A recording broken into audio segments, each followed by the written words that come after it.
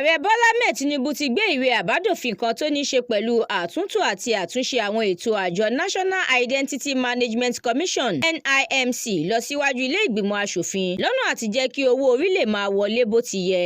Àbádòfin tí ààrẹ Tinubu gbé ṣọwọ́ yìí yóò jẹ́ kí gbogbo ọmọ orílẹ̀-èdè Nàìjíríà nílẹ̀ yìí àti lókè òkun fi orúkọ sílẹ̀ kí wọ́n sì gba ìwé ìdánimọ̀ NIN gẹ́gẹ́ bí ọmọ Nàìjíríà tòótọ́.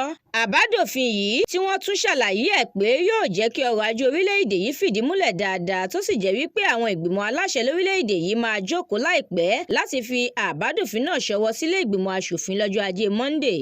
Olùbádámọ̀ràn pàtàkì fún ààrẹ lórí ọ̀rọ̀ ìròyìn àti ọgbọ́n àtinúdá ìyẹn Báyọ̀ Ọ̀nànúgà ló ṣíṣọ lójú ọ̀rọ̀ yìí nígbà tó ń bá àwọn oníròyìn sọ̀rọ̀ ní ilé ìjọba l'Àbújá pẹ̀lú Ortega Ogba tóun náà jẹ́ olùbádámọ̀ràn àgbà lórí ìmọ̀ ẹ̀rọ òde òní àti ìbánisọ̀rọ̀. Ọ̀nànúgà ní àwọn òfin tó wà nílẹ̀ báyìí tó ní ṣe pẹ̀lú ìfẹsẹ̀múlẹ̀ ọrọ̀ ajé orílẹ̀-èdè yìí kò dín ní 20 níye léyìí tí wọn yóò máa ṣàgbéyẹ̀wò rẹ̀ lọ́kọ̀ọ̀kan èjèèjì.